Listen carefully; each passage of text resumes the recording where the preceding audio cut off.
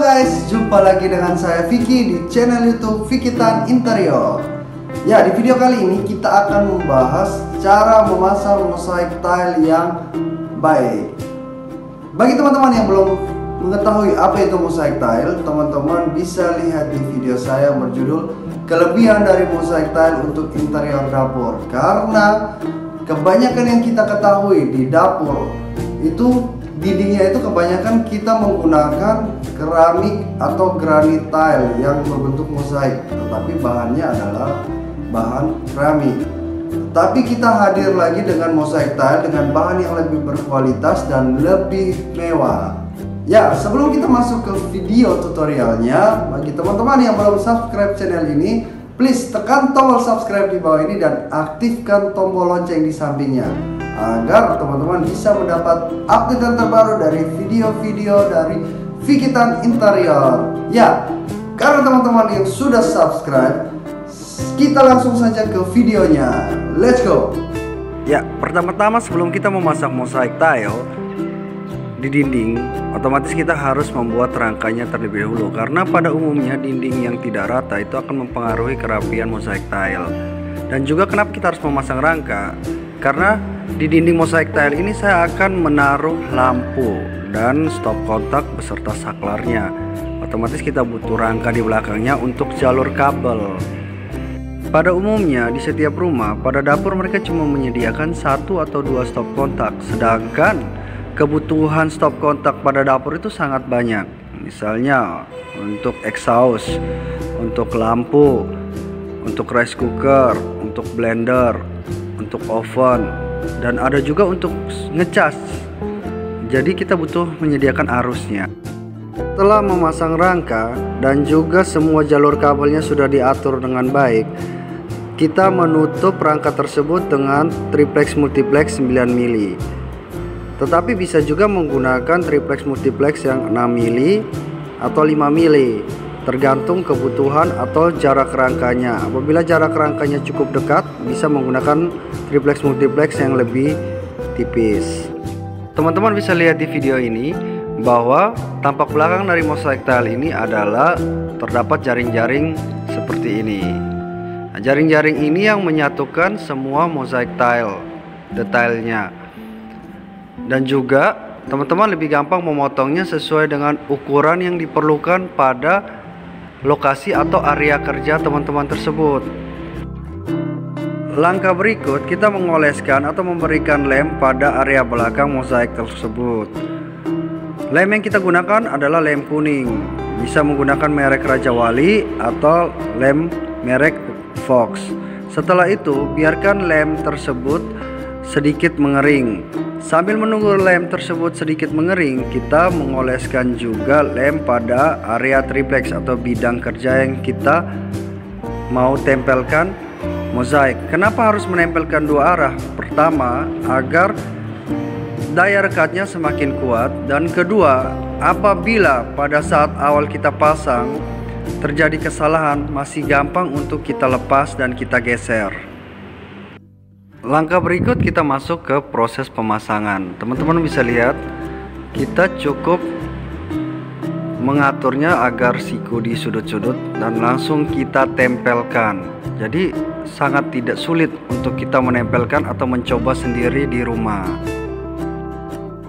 Langkah berikutnya jadinya lebih mudah untuk memasang, karena yang pertama teman-teman udah memasang sesuai dengan sikunya. Otomatis yang kedua teman-teman tinggal ngikutin garis lurusnya aja.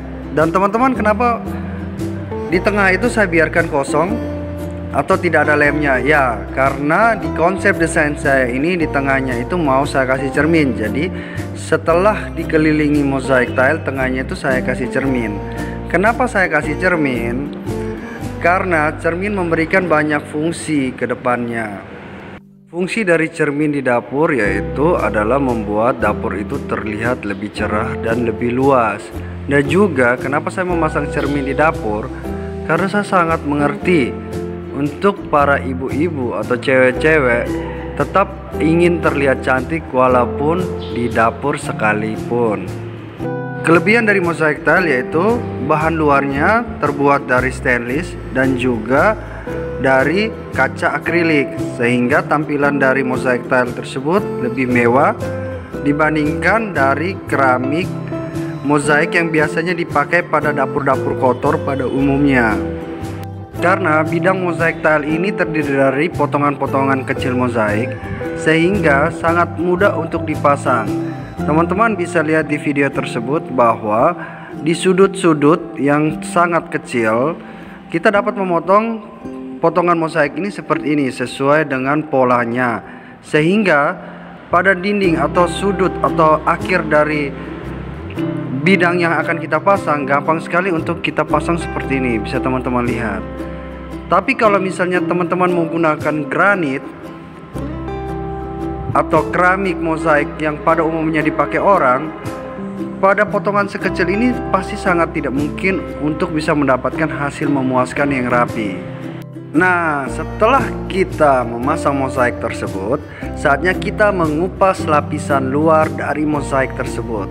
Ini adalah lapisan pelindungnya ya. Ini sebenarnya ada dua lapis. Yang pertama lapisan stiker itu yang putih, yang kedua adalah lapisan plastik lagi dari luar. Kenapa dibutuhkan lapisan seperti itu?